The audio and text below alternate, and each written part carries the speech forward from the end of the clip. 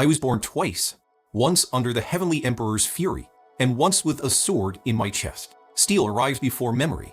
A flat, clean pane presses between the ribs, the platform slides under my feet, someone's laughter breaks to near and then breaks again as her buckles around me. Robes snap like flags. A ring of faces recoils. The world steadies, and so do I. They later decide it was killing intent.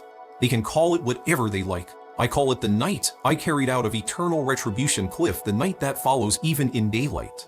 The sword leaves me with a hush. Blood warms my shirt, not hot, not cold, simply present.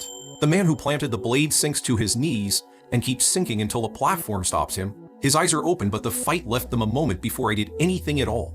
An elder brushes dust from the air with one palm as he lands on the stage. No tremor in the wrist. Good balance. He studies me as if reading a line that may disappear. He asks my name without moving his mouth as much as the question deserves. I give it. Su Yang. No one here has a reason to recognize it. Perfect. I have 10 days to find a pure young flower and the points to buy it from the White Pearl Treasury, or the thing I brought back will finish what the sword began. 10 days to turn a borrowed body with a public reputation for failure into a ledger that finally balances. I step off the platform. The arena dust smells of cold stone and hot breath. Somewhere behind me, the judge declares the bout concluded, the victor uninjured, the loser carried away. The words arrive like flags on a wind I do not feel. I do not turn. I count my breaths for the first time since the cliff.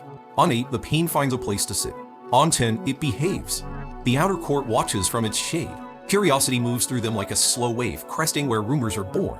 A junior attendant edges near, weighing the risk of speaking to what he cannot name. He points with his chin the way the poor learn to point. Toward the intake hall, toward the lines of bamboo slips that keep the sex economy from pretending not to be one. I go where his chin points. The intake hall keeps time with other people's needs. A long table, a lacquered box for grievances, a drum that hasn't been struck this season. I find the slip that lists my standing. It is, as I recall from the memories living under my own, low enough to be a joke, steady enough to be a rumor. A clerk with a voice like damp rain recites the rules about points, penalties, and the White Pearl Treasury's weekly auction. The important part arrives last and soft. Nothing rare moves without a sponsor.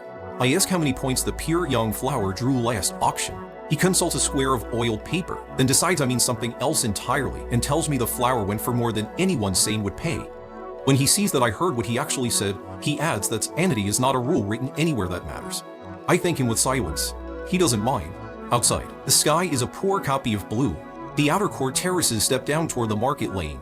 Stalls open and close with the rhythm of small ambition. I recognize the feeling. I also recognize what I need.